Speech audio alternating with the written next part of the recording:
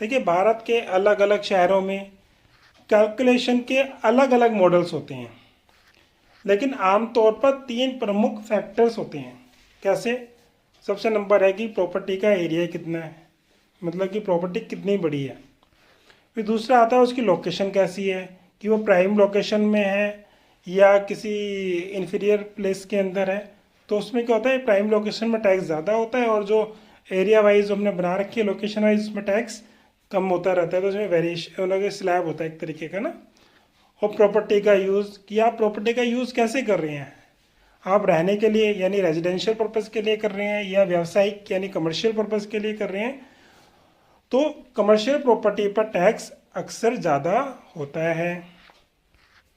अब इसका एक सिंपल सा फार्मूला बताता हूँ कि कई नगर निगम इस तरह का कैलकुलेशन मॉडल अपनाते हैं। कैसे? प्रॉपर्टी टैक्स कैसे निकालेंगे, पहले वो एक बेस वैल्यू बनाते हैं कि बेस वैल्यू एक एरिया को दे देते हैं कि इस एरिया की इतनी बेस वैल्यू है।